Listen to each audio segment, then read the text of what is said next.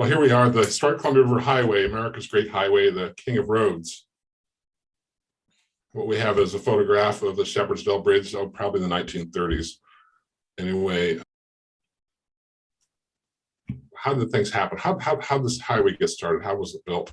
Well, we have a couple of real movers and shakers. More than anyone else, Sam Hill and Sam Lancaster promoted the design and construction of the historic Columbia River Highway in Oregon from 1913 to 1922. It was America's great highway, the king of roads.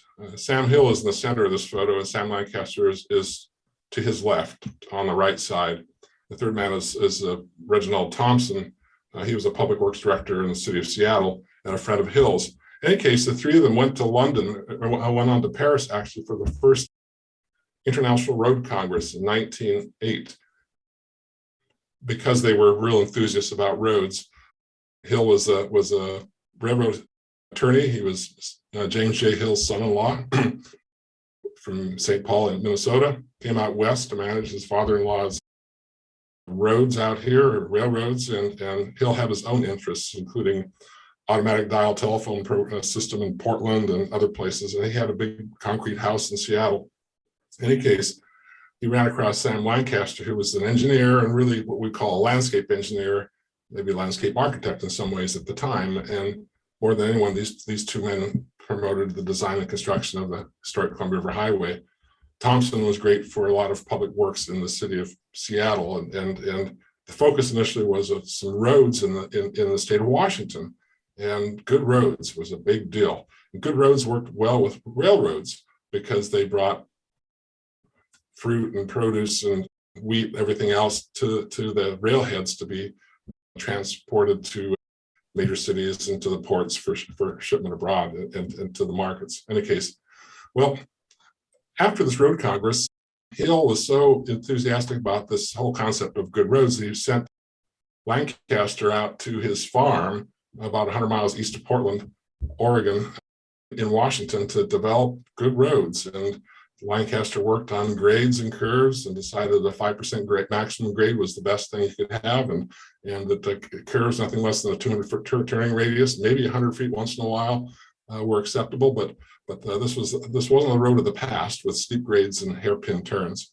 So what we have out here is on the right is Lancaster's patented dump wagon. It's an early belly dump for those interested in highway construction tools.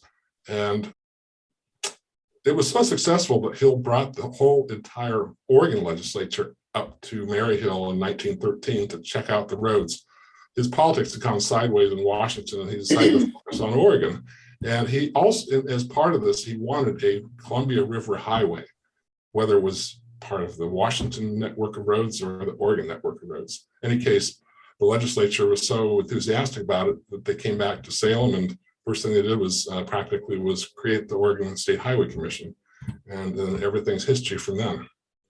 So anyway, Hill was, like I said, was real enthusiast about roads, and here he is breaking ground on the Pacific Highway, which is today we have I-5 as the Pacific Highway. This is down in Jackson County, down to southern Oregon, and the whole idea here with the Highway Commission was to get Oregon out of the mud. And this is a classic photo. We don't have one for the historic Columbia River Highway, but we have this one with Sam Hill with the shovel and Governor Oswald West, a real promoter of highway building in Oregon, there in the front. And actually the shovel still exists. It's out at what is Maryhill Museum, out at Sam Hill's former ranch. There's a big concrete house out there that became a museum. In any case, it's still around. So let's just get back to where we are. Portland is up here in the northwest part of the state of Oregon, along the Columbia River, and that lined road, the road that follows through there with the dark color, the highlight, is actually the route of US 30 in those days, and much of it the Columbia River Highway, because it follows the highway between Oregon and Washington from the mouth at Astoria to Pendleton before the river turns north into Washington. In any case, from a better reference here is the 88 miles east of Portland, and where the two stars are, the one at Troutdale, which is a suburb of Portland, and the Dalles. That's about 74 miles of highway. That is where the historic Columbia River Highway was constructed along the river. So anyway, So what was so exciting about this is that Hill and Lancaster really hit it off. Hill would promote the roads, Lancaster could make things happen. And what we see here in this image is part of that. What's so important about this highway is that it has grade and curve standards. It has asphalted concrete pavement, which is really a new material at the time. And Lancaster developed some pavements and evaluated their qualities for durability and if they were slick in wet weather, they provide traction, all the things that we consider today. But it's also sensitive to the landscape. And here we have some wonderful masonry guard walls on a section of the road where we have a lot of moss on them. It's a very wet portion where there's nearly 100 inches of rain a year. Nature makes nature's rock converted into guard walls by human hands. And then we have a section over here on the right in the more arid portion of the highway, farther east of Portland, where there's about 10 inches of rain a year. And it shows a section of these curves, wonderful curves. This is the Rowena loops. We have 3 sets of these loops on the highway. This is the one that's the most easy to photograph because the vegetation is much shorter and doesn't cover the highway. So anyway, we also have a wonderful collection of bridges, and most of them, all of them except one, are reinforced concrete. And for the most part, they're one of a kind. And we had some great engineers who were right there at the beginning of reinforced concrete bridge construction. And one of these is the Shepherdsdale Arch by a guy named Carl Billner, a Swedish born and educated engineer. And then the Dry Canyon Bridge, 1920, by Condi McCullough, who came on board in 1919 with the State Highway Department and did great things throughout the state and is most known for his bridges along the Oregon Coast Highway.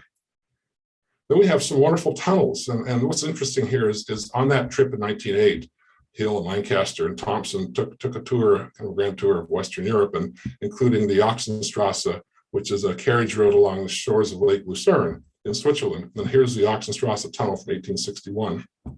And they were able to create a similar tunnel along the Columbia River Highway, the Mitchell Point Tunnel, 1915. And one of his Lancaster students, John Arthur Elliott, was inspired by what he'd heard and seen with the photographs of what Lancaster and Hill and Thompson saw on their tour of Europe. And not only in Switzerland, but other places too.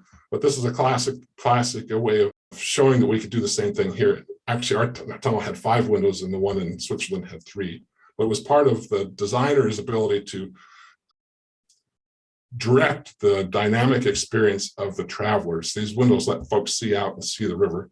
And the way he grouped them, Elliott grouped them, was very important. We also have waterfalls. That's one of the main attractions. And the western part of the highway has one of the largest collections of waterfalls in the country, and they're within just 20 miles. The biggest of them is Multnomah Falls, over 600 feet with 2 drops. Even part of the highway, they've included a little pedestrian arch bridge there that echoes the Shepherdsdale Bridge. Wonderful site. And by 1925, the city of Portland managed the site and had Multnomah Falls Lodge constructed. And here we have a more recent photo from about 2006. People are really ecstatic about this highway, and it officially opened in 1916. By then, at least in Multnomah County, and bit by bit as you went farther east, portions would open in Hood River County and in Wasco County, and by 1922, it was essentially complete. And then they worked also towards the coast. But here we have folks out here, we think 1915 because the road isn't paved, and you can see a really tall curbs there on the Crown Point Viaduct because you don't have that lift of asphalt.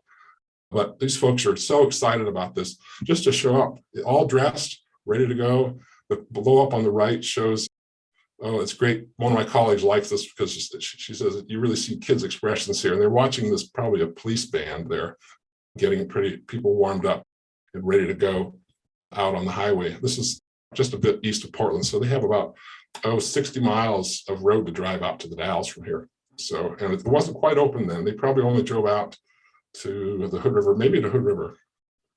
Probably did drive to Hood River because the Mitchell Point Tunnel was open by then.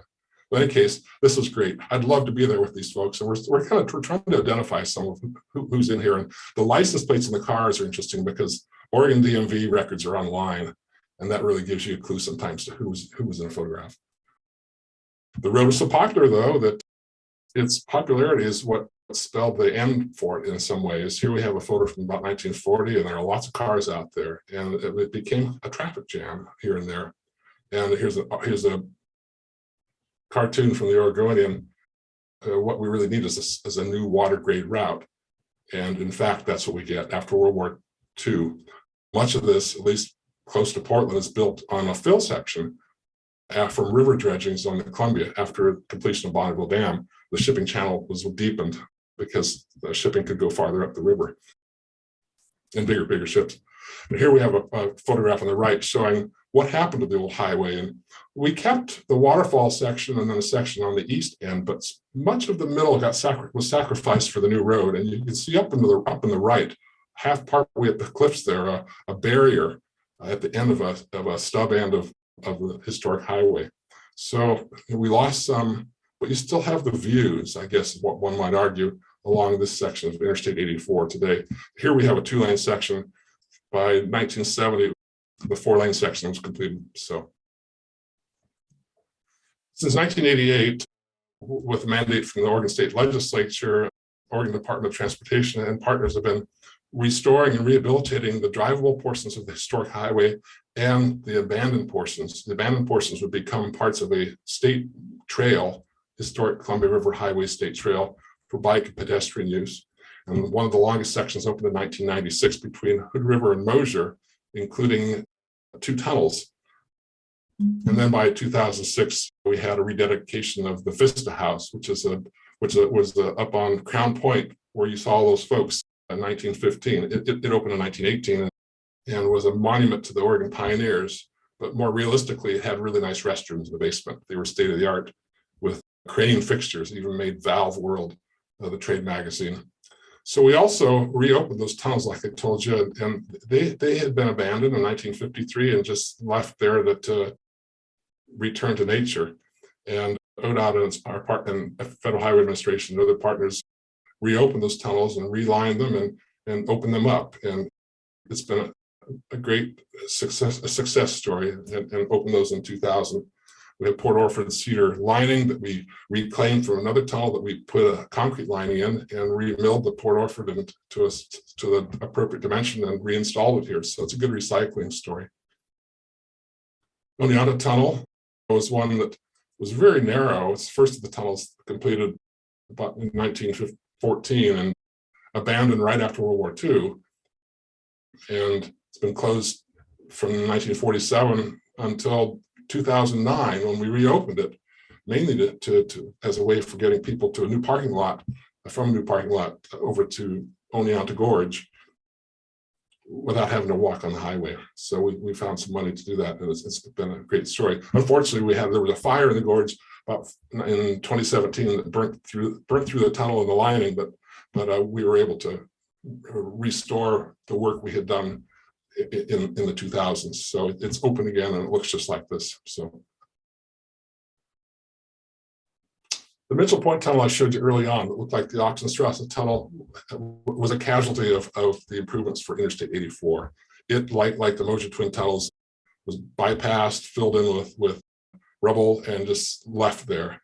During the course of completing Interstate 84, down below at river level, the wisdom was to do some blasting and remove that section of Mitchell Point to use the material, the aggregate for fill, and also for pavement, the aggregate for pavement. In our reconnection efforts, we had real challenges around the Mitchell Point section of the highway for the new bike ped facility. Should we go around Mitchell Point or over the saddle that's halfway up it? We decided to bore a new tunnel. And you don't bore highway tunnels very often, at least out west we don't. And this was great, or even any tunnel. This project kicked off last fall, and we hope to have the tunnel bored shortly, the bore complete shortly, and we'll work on the rest of this trail segment. My last photo of this group is excellent because we will have 5 adits or 5 windows on this tunnel. And here's the first of the 5 adits opened, and we can see someone standing there who will be able to take in the experience of being up in the cliffs looking out over the Columbia River. The historic Columbia River Highway became a National Historic Civil Engineering Landmark in 1984. And this plaque is out there at the Fisa House at Crown Point. And in 2000, most of it, all but 51 of the 54 extant miles, became a National Historic Landmark District. And it's because this highway possesses national significance in commemorating the history of the United States of America. It was the first scenic highway in the United States. And it's important for its engineering and its sensitivity to the landscape. So it received that designation in 2000, and we have 3 of these plaques out there, one at each end and one in the middle at a visitor station for one of our trailheads. So I encourage you to get out there to experience this road trip of historic proportions. Here we have a selfie station that we put together, and it's great. It's very popular, and it travels around to different venues. And another image here of drive to Oregon down the famed Columbia River Highway. This was part of the promotion campaign from the travel division of the Oregon State Highway Department. And it was a big deal. So that's all I have to say today.